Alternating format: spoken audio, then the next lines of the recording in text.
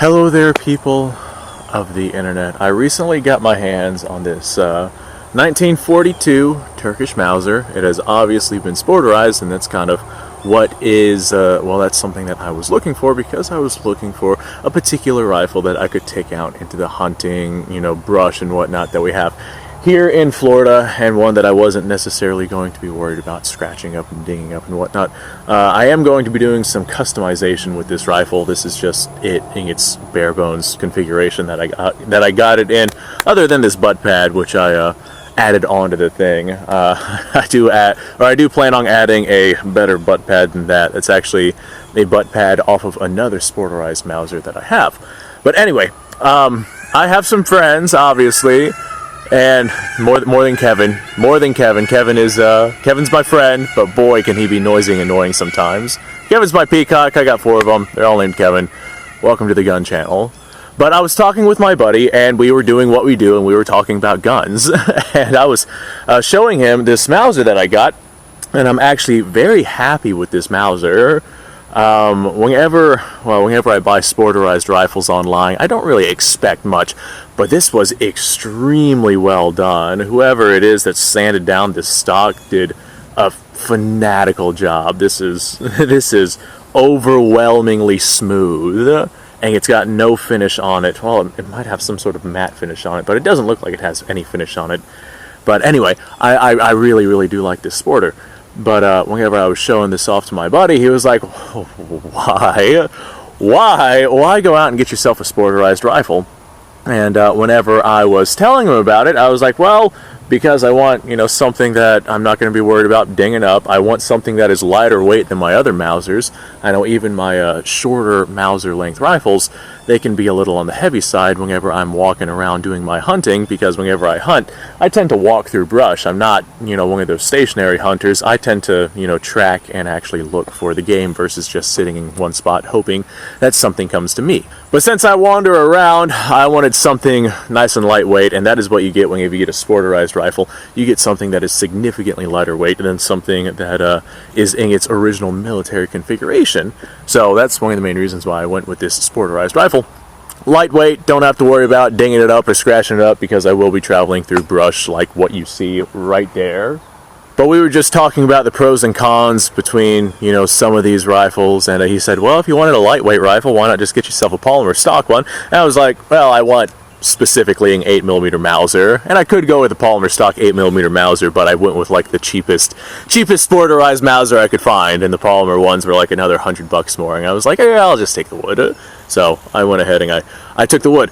But whenever we were talking about, the pros and cons of light rifles and heavy rifles, and well, we came to the conclusion that it all depends on what it is that you're doing with the rifle, and I guess that's kind of a caveat as to all sorts of topics, all sorts of explanations for this topic. Like, if you have a lightweight rifle, you probably don't want that powerful of a cartridge, otherwise you're going to get a lot of kickback and recoil into your shoulder. In this case, 8mm Mauser, heavy rubber butt pad. Like, this thing, the recoil on this is actually very tolerable, especially considering how lightweight it is. But this isn't a topic talking about that. I'm going to tell you guys this story because whenever I was talking to my friend about this reminded me of another story. I have another buddy of mine whose go-to rifle is an AK platform. It's an AKM chambered in 7.62 by 39. And we were like, yeah, we're going to go out to the range and blow some stuff up. So we ended up coming out to this range right here. And whenever my buddy was over there, he's kind of a heavy-set, not all that athletic guy. So whenever he grabbed his AK, which was like a stock, a bare wood stock, minimalistic style AK, but he had a rail on it with an optic on it, and it was not a lightweight rifle, especially with a standard capacity magazine loaded into the thing. And on top of that, he also grabbed his bag of 5 mags, and we come walking out to the range, and my house is literally right there, so it's not that far of a walk, but it's a little bit of a walk. So we come walking out here, and by the time he gets from my house to right here, the guy is absolutely like winded and exhausted, and I'm like, man, that's your go rifle, that's your bug out rifle, that's the rifle that you're going to use to go into the end of the world. And just because of your physical capabilities, are you sure that you don't want something lighter weight? And we ended up talking and coming to the conclusion that he just decides he's going to train more, and so far I haven't seen any of that. If you decide to train more, you got to actually train. You're not going to do it if you don't do it. Like, if you want to do something, you have to actually do it. But his decision was he didn't want to trade out his AK for something lighter weight, so he decided to just go ahead and hulk up and get some training in, and that has not happened yet. But that's his choice, his preference. He can do whatever he wants. My advice to people who are incapable, even like, you don't even have to be a heavyset guy, you could be a small, scrawny guy, but people who have an intolerance towards weight, whatever rifle it is that you're going to pick for whatever situation. In my case, I picked this rifle for hunting. Make sure that the rifle is capable for the situation, and make sure that it is not overly built for the situation. For example, if I was going to be a stationary, shooter, and I was going to just sit in one spot and not have to, walk 10 miles, then I would not care if I had a heavy rifle. Honestly, if I was doing that, I'd probably have a heavier rifle with a more powerful round, simply because that more powerful round would be, the recoil would be absorbed, since we have the weight of the rifle. However, since I'm the kind of guy to walk around, nice, lightweight, portable, easily capable rifle, it's powerful enough. 8mm Mauser will definitely take out whatever it is that I have here in Florida, and then some. So this is 110% an ideal rifle for me doing the particular task that I am looking at and factoring in my capabilities. If I was like, I know I'm muscular, but I'm not like shredded. I'm not built or anything like that. There's people out there who are way, way stronger and way more capable than myself. And people like that, they could lift a full-size Mauser through the woods twice the distance I can and not even feel the weight of the Mauser and not have to worry about the weight of the rifle slowing them down. Whereas somebody like me, I have a ton of experience lugging these old Mausers and just old military surplus rifles through the woods in general, and consistently I have found my absolute incapabilities of lugging around a full-sized, 2-spec Milsurp rifle for anything more than like 5 or 6 miles without having to stop and rest. And I tell you what, that is quite the adventure, having to lug one of those things around. So if you are going to go with a rifle, make sure that it's one that you can carry for a long distance, especially if it is a bug-out rifle. In the case of my buddy, we do have, he has his bug-out location, I have my bug-out location, but his bug-out location, he doesn't have a vehicle or anything to get there. It's only about, 7 miles away or so, so you can walk there, but my God, my buddy was winded going from there to here, so with his level of physical capabilities, I don't think that he could get there without a rifle. Like, I don't think he could walk that distance without any weight on him whatsoever, let alone going there with the weight that you would have inside of your bug-out bag on top of the weight that you have from your rifle. And these ounces add up to pounds, and the pounds add up to exhaustion really, really quickly. So honestly, I'm probably gonna see if I can get my buddy into ARs, and I won't like lean at, hey, this is better for you because you're going from like a 13-pound rifle to a 6-pound rifle, and that is definitely a better option. Less recoil, carry more ammo for the weight, takes less room inside of all of your stuff because 223 is a smaller cartridge. Just all of these different ideas. And whenever I talk to the guy, I won't be hinting at, replace your AK-47. I'll be hinting at, hey, I really like the AR platform. I want you to like it as well. I'm having fun with it. I want us to have fun with it together. And that is how you slowly lean someone into a platform that they are against. And who knows what'll happen. Who knows what'll happen. Maybe he'll become a G3 guy, or maybe he'll become an FAL guy and carry a full-on battle rifle. Or maybe he'll start carrying around his M1 Grand. I got no idea. Whenever it comes to logical rationale, there's a lot of times where people just kind of throw that out the window, and they're like, all right, I'm going to go with this right here. Maybe I should just encourage my buddy to train more.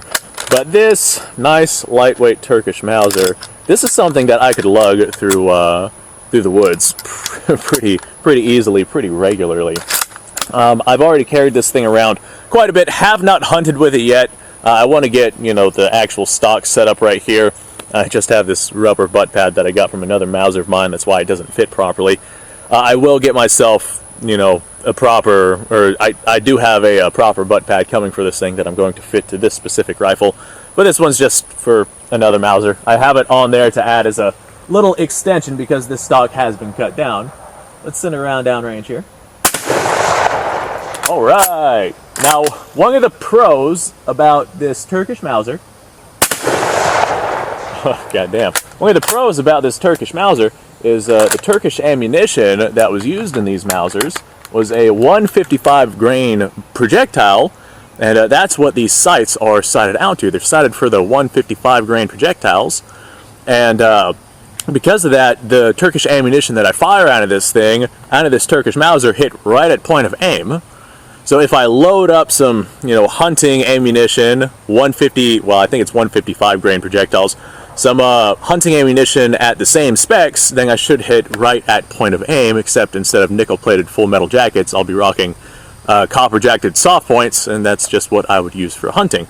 Now, if I had a heavier projectile, I've noticed that the heavier projectiles out of these Turkish Mausers tend to hit a little on the low side, so I have to adjust my windage in order to be able to get the round to hit right at point of aim for this thing, or adjust my elevation, not adjust my windage. And that's just the name of the game. Whenever you have a rifle, you have it, you know, zeroed out for one specific orientation of ammunition, and if you swap over to some other type of ammunition with some other velocity, some other bullet weight, then you're going to get a change in trajectory, and that's just what happens. Now, I don't really shoot past 100 yards, so it doesn't really matter all that much, but same thing with my my German Mauser. I have a German Mauser which is sighted out for the 198 grain full metal jackets. And I noticed the 198 grain full metal jackets hit right at point of aim with that German Mauser. But the Turkish ammo hits probably about a foot high. And in the Turkish Mauser, Turkish ammo, right at point of aim. But the other, you know, 198 grain stuff probably hits at probably about a foot low. And I tend, whenever I go hunting, just because of the area that I'm in and how things don't necessarily get to be all that big, I tend to lean more towards using 150 grain projectiles. I don't like to go any higher than that simply because of, well, recoil, cost. 150 grain projectiles, that is like a standard here in the United States. And the amount of damaged meat on the game is minimalized whenever I use a smaller, lighter projectile. So whenever I smack that game, if I'm using a heavier bullet, then I have more wasted meat, and we definitely don't want that. Anyway, folks, thanks for watching. Appreciate your time. Yeah, I got kind of off on a tangent onto this video, but the main premise of the video is to use a rifle that is capable, that you are capable with, and that will actually do the job. So you might have to determine what rifle would be best for you for what situation it is that you're looking to get yourself into. So thanks for watching. I appreciate your time. Like, subscribe, share. Description below has a link to all sorts of stuff. You guys go off, have yourself a fantastic day. I will see you all in the next episode.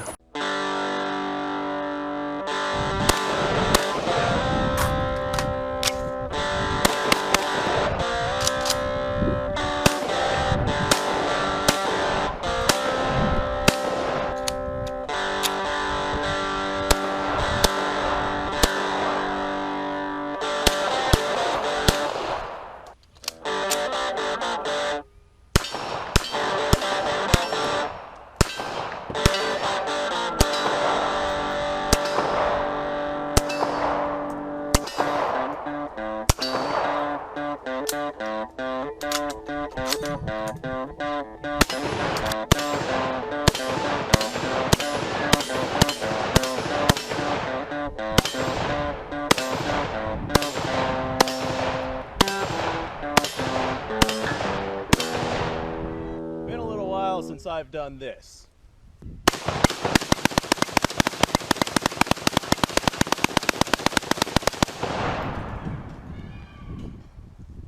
Bonnie and Clyde be damned. The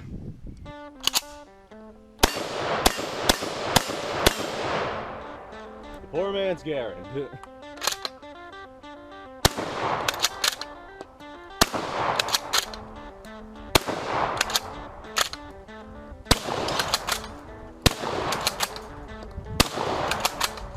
Shame that bolt action shotguns aren't more mainstream.